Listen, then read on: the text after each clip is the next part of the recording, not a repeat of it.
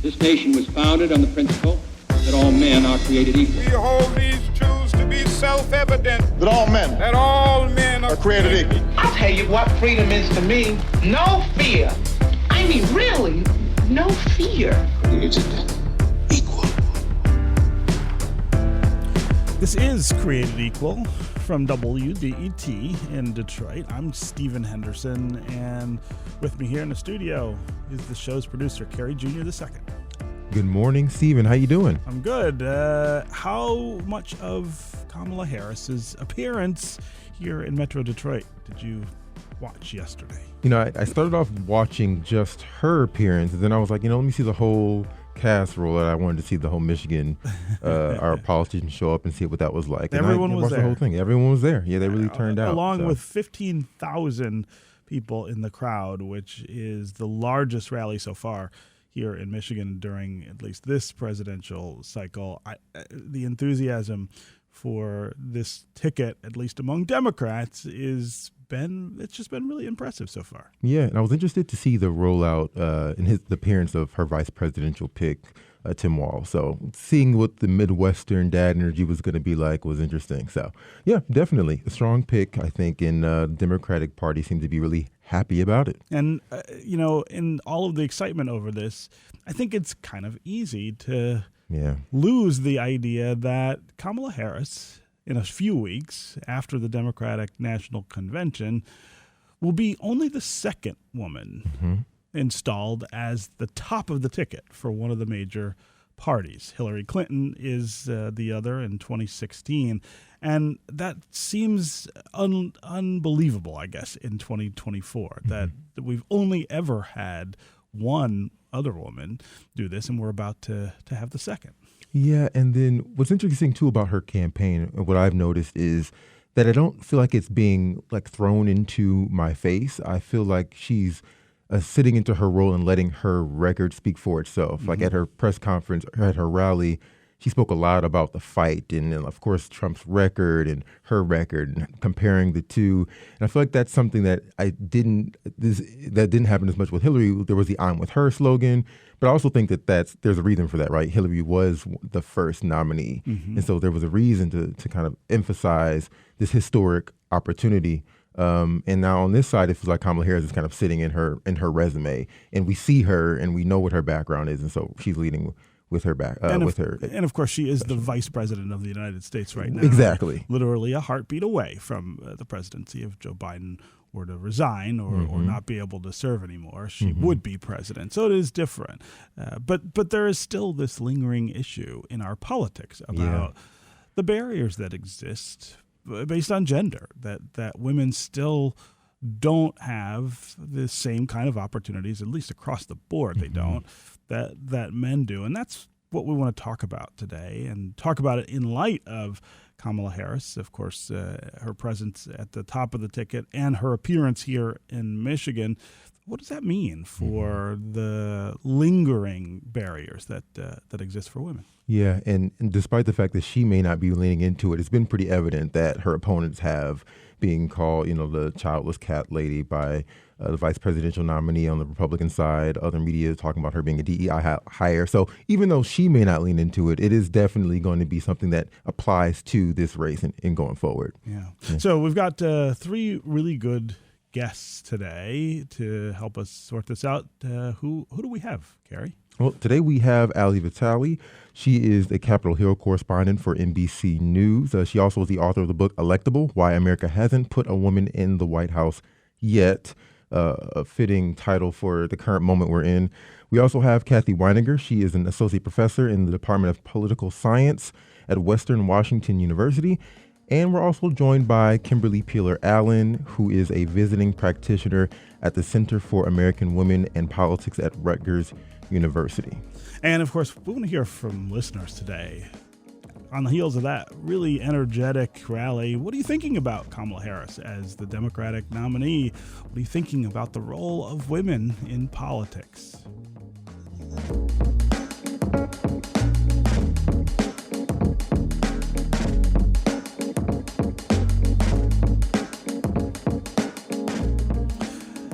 Allie, Cathy, and Kimberly, welcome to Created Equal. Welcome to Michigan. So thrilled to be here. Yeah. So, Allie, I'm going to start with you. You and I had a conversation just about a year ago, I think, or maybe a little longer, about this idea of why a woman had not, at that point, been elected president. We may be closer to that today than we were then. I'm really curious, though, about your sense of things now that Kamala Harris seems inevitably headed toward the top of the ticket on the Democratic side this time. How much does this change, I guess, is the question that I'd love to hear from you about. And I would love to say that I had looked into a crystal ball and predicted that my subtitle would revive itself in this way. I called it, I described it this morning as prescient. So yes, and I will take that word where we can get it.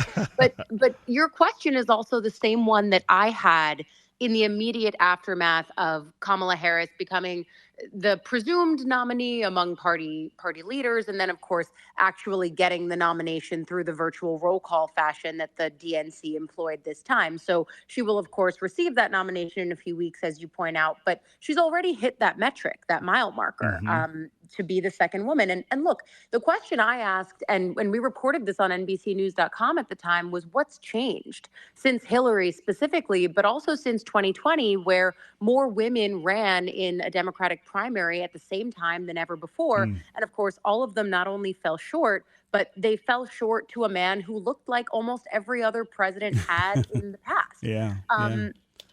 And really the answer is that time and the idea of proof of concept, the idea that women can win when they run, just like men can win when they run, that's really important. And so Michigan is actually such an important plot point for Kamala Harris. Politically, yes, of course, Michigan is a battleground state, but also from the perspective of gender and politics, you look up and down the upper echelons of leadership in Michigan. You have, of course, Gretchen Whitmer at the top of that, but then, of course, you have Jocelyn Benson and Dana Nessel. Yes. I mean, it's important to look at the fact that Michigan voters are habituated to seeing women run for executive and top leadership roles, and they're used to seeing them win. That muscle memory means that they don't have to imagine what it would look like. They just know what it looks like because they've elected them before. That's an important muscle memory across the country, and it's one that a lot of states don't necessarily have.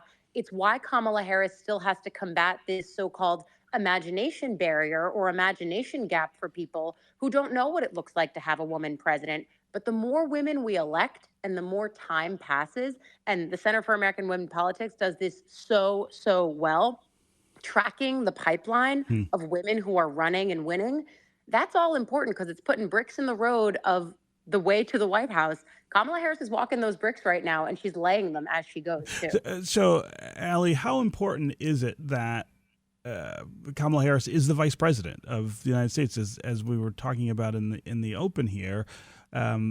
She is literally a heartbeat away, as they say, from the presidency now. She is someone who was elected on a ticket and, is not unfamiliar in that way.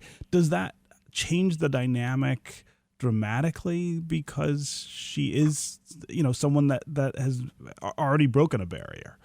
Yes, because even though she's the second woman, although the first woman of color to be the Democratic nominee, she is the first female vice president. And that is essential to, again, bridging the imagination barrier, but then also knowing that this woman knows what it's like to be in the Situation Room, to make decisions at high stakes moments, to be in the room with President Biden as a partner, deciding on things from foreign policy to the best way forward on domestic legislative affairs. And as much as Republicans are keen to let her defend the Biden-Harris agenda, I think many Democrats are happy for her to defend that agenda in the same way, because they have a huge body of legislative work. And I know this from scrambling across the Capitol for the first 2 years of the administration. They were doing the work of legislating around infrastructure, around the care economy. Those are essential pieces of this Democratic electoral puzzle. And so for Kamala Harris, not just to have been the vice president, been in the room breaking those barriers, but to have been part of that is really important in the minds of voters and in the minds of, Democratic operatives and strategists that I talk to. who are looking at this utterly whirlwind moment in politics and seeing her come out with the enthusiasm and the joy that you guys were remarking on. And I feel the same as I've been watching these rallies. There is a new energy within Democratic politics. And I think that speaks to both Kamala Harris as the candidate, but then also the issue set meeting her where she is, right? I mean, we can't undersell the idea that she was the administration's top and best messenger on abortion access, on reproductive health care. And it is one of the issues that can turn the 2024 electorate. I think this is the first presidential test in the post-Roe, post-Dobbs era.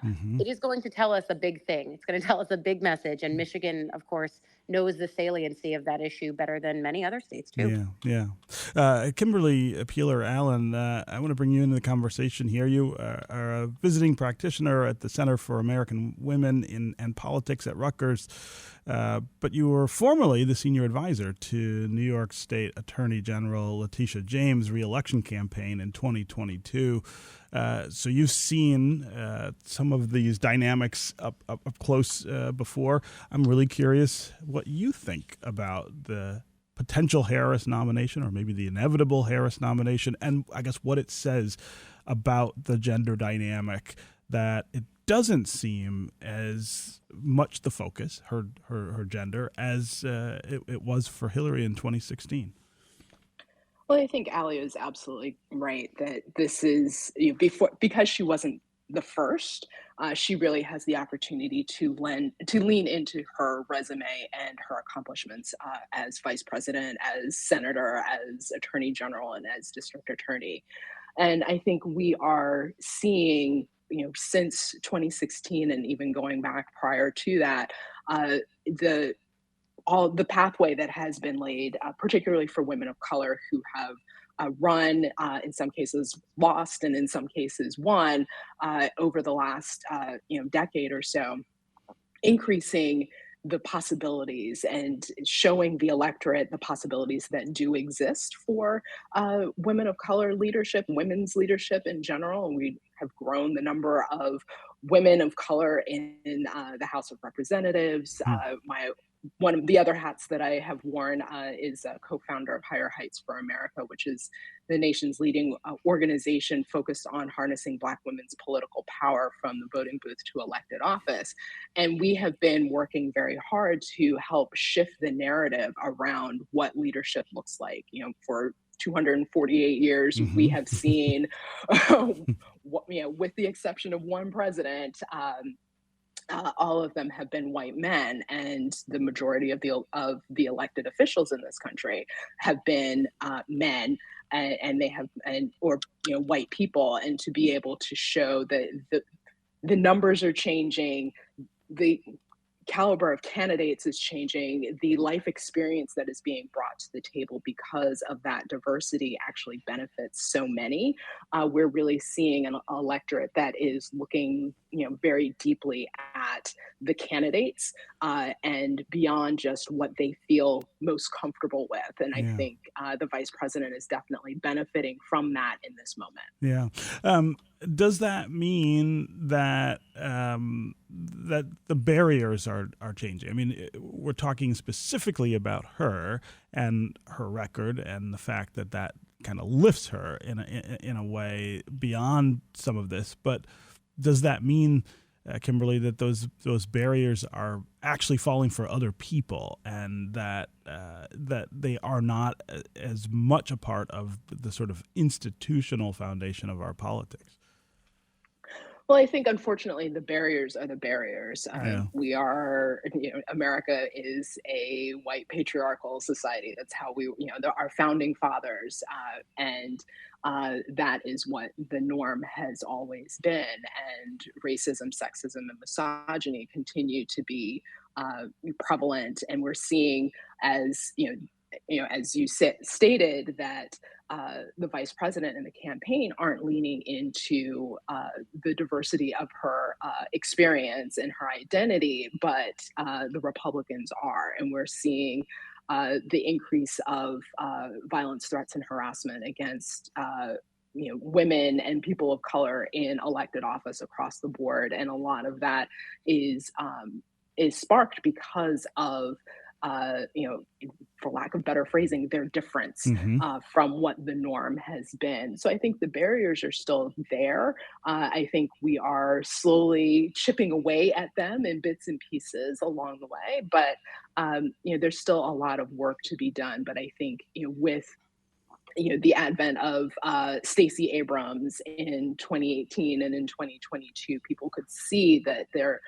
is an opportunity for a Black woman to be elected governor, to see the most diverse cabinet in our country's history. We're seeing women and people of color leading at in all realms, that it really helps shift the vision of what leadership looks like, and how leadership can change the lives. The diversity of leadership can change the lives of so many. Yeah. Cathy Wineinger, your work explores political representation at the intersection of gender and race and partisanship. So I'm also super curious about your reaction to Kamala Harris and her seemingly unchallenged at this point place at the top of the Democratic ticket. What does that say about our politics and the history of our politics, and I guess how much of a role it plays? Yeah, well, thanks so much for having me. And I completely agree with Allie and Kimberly. I think the landscape has definitely changed since 2016 and even since 2020. And I just something to add to the conversation is that I really think it's important to also give credit to the women of color who ran, in particular in 2018, right, where we saw this spike in representation among women of color. And it's not just that more women of color are running, it's also how they're running, right? Because I think for a long time, there was this narrative that if you want to win, you have to sort of frame yourself as someone who can be electable to a white constituency, right? Or you have to win over men. And so I think a lot of women candidates were pressured to uphold this version of professionalism that we, that is stereotypically white and male. And what we saw in 2018, I think, was a shift in that. We saw women of color running unapologetically as women of color. We saw them running unapologetically as themselves. And I think by doing that, you begin to shift the conversation of not just who can get elected, but what you can bring to the table, right? And so that's one of the biggest shifts that I think I've seen in the last few elections. Yeah, and so I guess what does that mean beyond Kamala Harris? I mean, as Allie points out, here in Michigan, we've got women at in all three statewide elected offices: governor, attorney general, and secretary of state. I mean, that's really far down the road. But when you look at other states and other parts of the country, I guess what are you seeing in terms of what this change means? Sure. I mean, I think women are still underrepresented, right? I don't want to paint this like rosy picture that women are adequately represented. I think the biggest factor in women's underrepresentation is getting women to run in the first place, right? And again, Allie and Kimberly, totally right. When we, as gender politics scholars, we always try to push the message that when women run, women win. And that's been true for a long time. So there are barriers to office, but I think getting women to decide to run in the first place is the biggest challenge to overcome. But I think we're seeing that. And this change in political landscape does send a signal to women of color that, hey, I can run and I can run as myself, right? I don't need to fit into this stereotype. And that's especially true, I think, on the Democratic side of the aisle. I think it's maybe not as true on the Republican side of the aisle. Yeah. Okay, we need to take a quick break. And when we come back, we are going to continue this conversation with Ali Vitali of MSNBC News, Cathy Wineinger of Western Washington University, and Kimberly Peeler-Allen of the Center for Women and Politics at Rutgers University. We want to get going with you, the listeners, on the phones and on social. What do you make of Kamala Harris being the second woman who is likely to be at least the presidential nominee on the Democratic side? What do you make of women in politics? Also, were you at this super energetic rally at Metro Airport here in Detroit yesterday? 15,000 people showing up to see Kamala Harris and Tim Walz for the first time here in Michigan. What do you make of the energy that ticket seems to have? Can it overcome the historic sexism that has prevented us from electing a woman president in our country? 313-577-1019 is the number. That's 313-577-1019. You can also go to Twitter, #CreatedEqual or @WDET. We'll be right back with more Created Equal.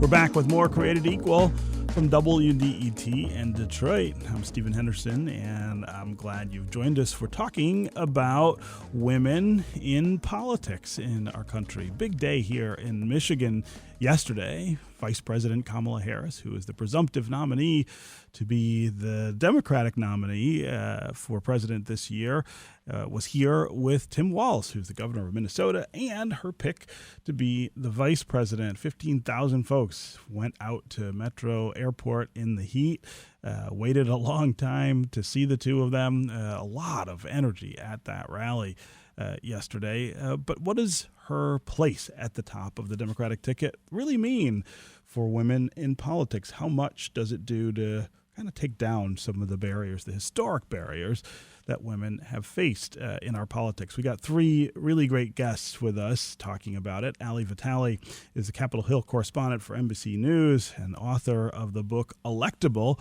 Why America Hasn't Put a Woman in the White House Yet, a book that I would imagine is going to rise up in sales in the next couple of months as we get closer to the election.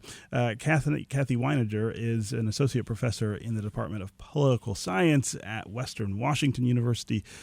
She studies political representation at the intersection of gender, race, and partisanship. And Kimberly Peeler-Allen is with us. She is a visiting practitioner at the Center for American Women in Politics at Rutgers University. Also was the senior advisor to New York State Attorney General Letitia James in her reelection campaign in 2022. We want to hear from you, listeners, on the phones and on social.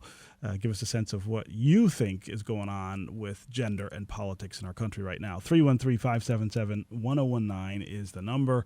That's 313-577-1019. You can also go to Twitter and #CreatedEqual or @WDET. Okay, Ali, Cathy, and Kimberly, before we get to our listeners, I want to talk about the VP pick here for Kamala Harris. And I think what that means to gender politics.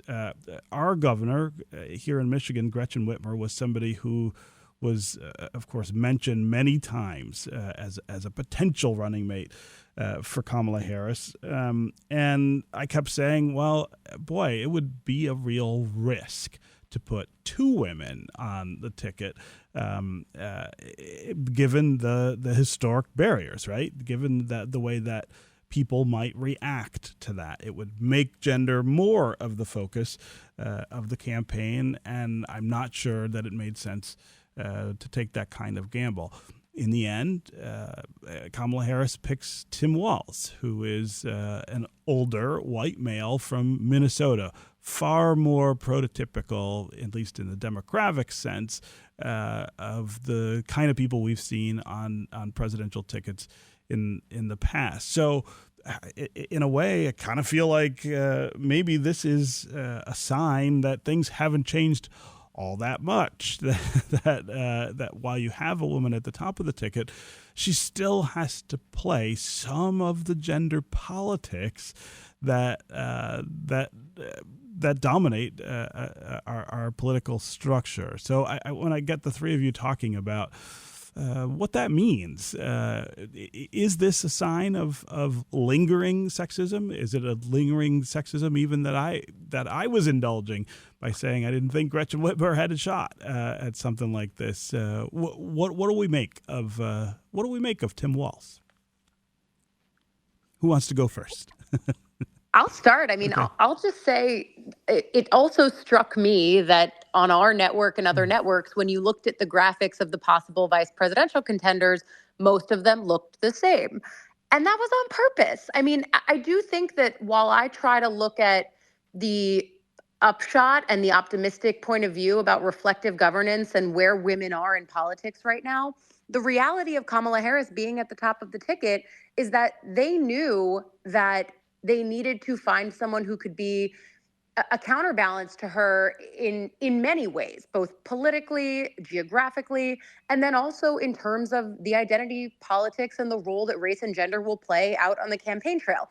The thing I think of first, and the comparison point that was brought to me first by many operatives that I talked to about this is also the same kind of game that Barack Obama had to play when he chose Joe Biden, Yes. who was a graybeard on foreign policy, but who also didn't carry the burden of race, in the words of one of Obama's advisors to me, in the same way that Obama himself did. So Harris is in a familiar place, not just to Obama, but also to Hillary Clinton, who, when I talked to her for my book Electable, I asked her about the prospect of when she was considering Elizabeth Warren as a vice presidential contender and what the output of two women on the ticket would have been.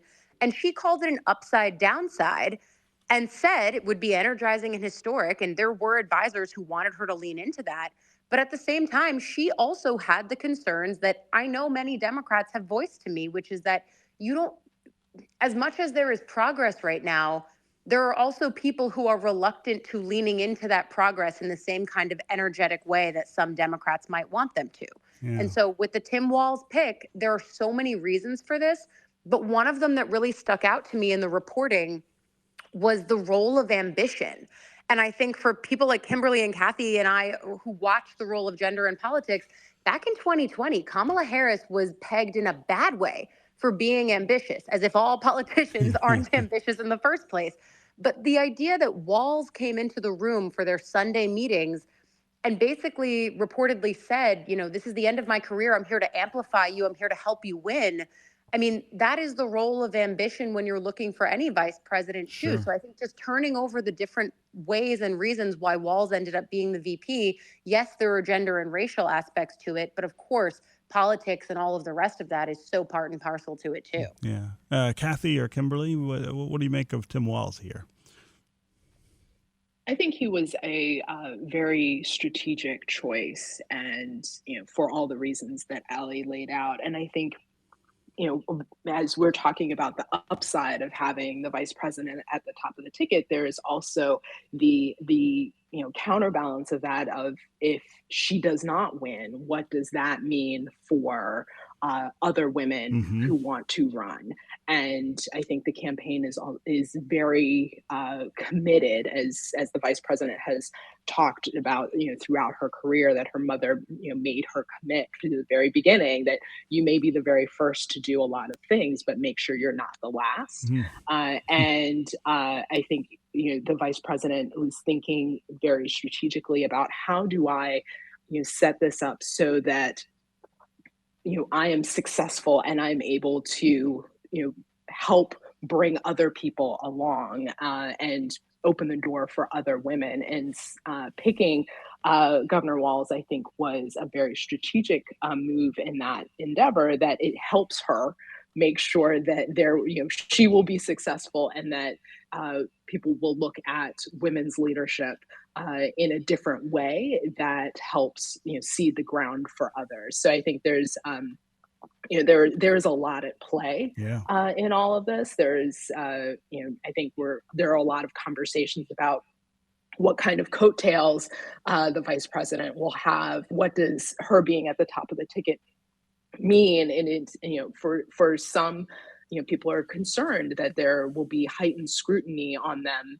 even more scrutiny on them as women candidates, because the vice president is a woman, and a misstep by her is seen as a complete catastrophe for others.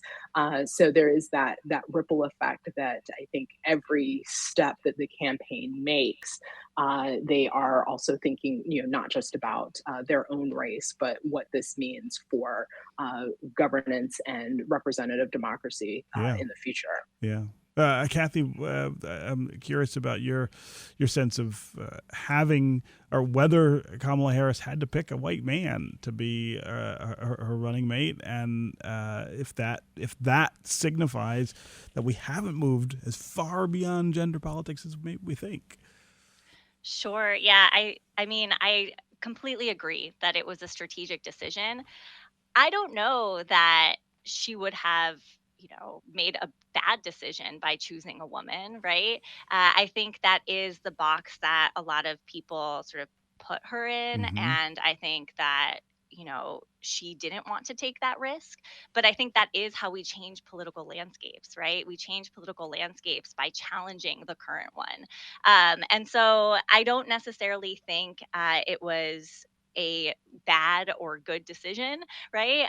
But I will say that in terms of Governor Walz specifically, I think he's a really fascinating candidate to be vice president in terms of the way that he displays his masculinity, because I think that is such an interesting conversation in politics today, and especially on the Republican side, right? So political scientists often, we think of the Republican Party as being like masculine, right? Voters conceptualize the Republican Party as this more masculine party. And you see candidates leaning into that, even Republican women candidates kind of leaning into that, right? With Nikki Haley running for president with her, finish them, Mm-hmm. quote. And so, I think that having Governor Walz, who is someone who is compassionate, empathetic, right, challenges this idea of toxic masculinity, and having him potentially debate JD Vance, I think will be a really fascinating Yeah. way to challenge this concept of masculinity at the highest levels of office. And so, the Republican Party is already, putting out hashtags like tampon Tim, and that is really backfiring, right? The idea that we shouldn't be, advocating for tampons in restrooms, right? Or that we shouldn't be, supporting women's rights, women's reproductive rights, all of that stuff. And I think he is a good candidate to challenge that. I will also just mention that I think the camo hat with the Harris walls, right? That is very similar to, to Chapel Roan Yeah. hat is fascinating, right? Because it is that, I love the memes that are, the rise of the Midwest princess. And that, I think, also challenges this concept of masculinity, and I think reaches out to younger voters Yeah. as well. Okay, we're going to take another quick break here, and we need to let Vitali go. Allie, it was really great to have you back here with us on Created Equal. I'm so glad you were able to come by. Absolutely. Yeah. When we come back, we are going to get to your calls and your social media comments. And if you want to join us, remember, 313-577-1019 is the number here. Call and tell us what you make of Kamala Harris as the second woman to be a major party nominee for president in our country, something that will happen in just a few weeks. What do you make of the role of women and gender in politics? Is it changing? Are the barriers for women in politics falling in the way that we might imagine that they should be falling in a year like 2024? You can also go to Twitter, #CreatedEqual or @WDET. We'll be right back with more Created Equal.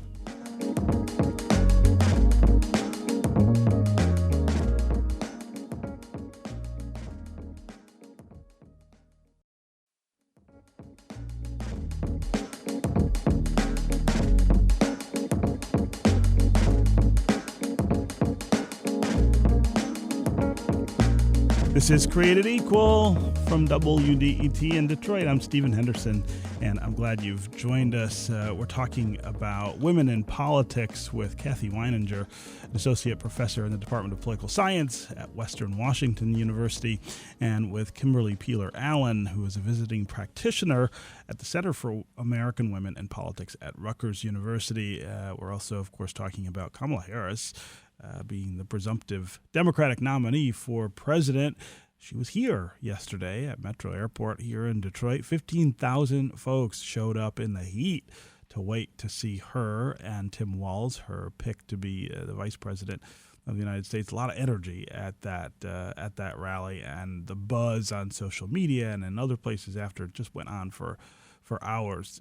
We'd love to hear from you, the listeners, about what you think of Kamala Harris's role as the presumptive second woman now to be named to the top of a presidential ticket for a major party in our country, and what you make of the barriers that sit in front of women who would like to be part of politics and government. We've smashed a lot of those barriers here in the state of Michigan. We've got a woman who is governor, a woman who is attorney general, and a woman who is secretary of state. It's the first time those things have happened. What do you think are the barriers that still remain? How do we move them out of the way? 313-577-1019 is the number. That's 313-577-1019. You can also go to Twitter, hashtag us, and we will include you that way. Let's start today with Caitlin in Beverly Hills. Caitlin, welcome to the show. Hi, yeah. So I just think that I really wonder whether or not Kamala Harris would have won and be the presumptive nominee had the process played out like it normally does. It's kind of a very strange year with how late in the game President Joe Biden left. I'm a supporter. I'm going to vote for Kamala Harris. So it's nothing against her, but I really don't think that her being the presumptive nominee is as indicative of change as maybe we wish it was. That's a really great question, Caitlin. If there had been an open primary, if, for instance, President Biden had said last fall, hey, I'm not going to seek re-election, and candidates had raised their hands and raised money and campaigned, would Kamala Harris have come out on top? I guess I'm not sure either. Cathy Wineinger, I wonder what you make of that. The lack of electoral test that Kamala Harris has faced this time. What does that mean about? I guess what role would gender have played? I guess Yes. if she had to face voters. Yes, I definitely agree. I think this is a great question. And, I wish we had Allie here also to jump in because this is exactly the question. It's the question of electability, right? And that question really plays out in voters' minds during the primary process. And we know that especially for presidential elections, voters are deciding not just which candidate is most in line with my values, but they're also deciding which candidate can win. And we know that voters are strategic when they make primary decisions. And that is a barrier that women candidates have historically faced.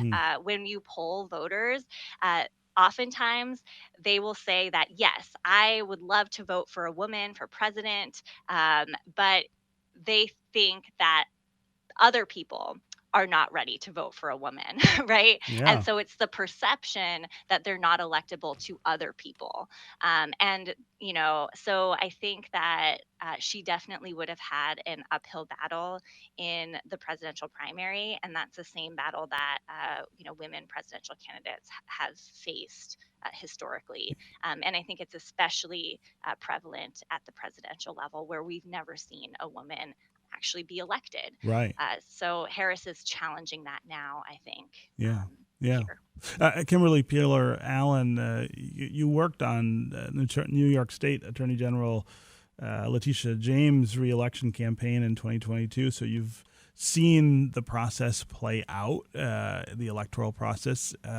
Do women face, when they have to face voters, I guess, a different challenge than what Kamala Harris has faced here, which was the simple fact that her boss was, unable to continue in the campaign. Does that change the way we ought to be thinking about this? Actually, I think it should not, because as in the 3 or 4 weeks leading up to the president's decision, there was so much discussion about we need to find a candidate, when the vice president was sitting right there. Yeah. And it was a lot of the conversation that I was having with people that we have a candidate. And if it had been a white man who was vice president, there would be no discussion. It would have just been, okay, it's time for, the vice president to step in. And the fact that people were not talking about that. And actually, in some places, people were saying, well, nobody's talking about her because nobody thinks she can win, was really really hurtful to so many who have seen the work that the vice president has done. So when the party came together so quickly after the president made his decision, it was really, for those of us who've been working on getting particularly women of color elected, it was really quite shocking and surprising that they more or less cleared the field. They did clear the field for her instead of, I think the former president and First Lady Obama were both, wanted to let the process kind of play out and see where the chips would fall. But I think it was really kind of unprecedented the way the field was cleared, because that is not generally how it happens for women of color. Though through the research that we've done at the Center for American Women in Politics in partnership with Higher Heights for America, we have seen that actually the way that many women of color, and Black women specifically, ascend to these higher roles is because of an unexpected vacancy and being in the right place at the right time to step in. And I see this as a carryover of that data, that the vice president was in the right place at the right time, and that also that the party came around her to support her so quickly, where there were a lot of rumblings. I even heard that there were some folks who were making some calls to some delegates early on just to kind of test the waters to see if there was appetite.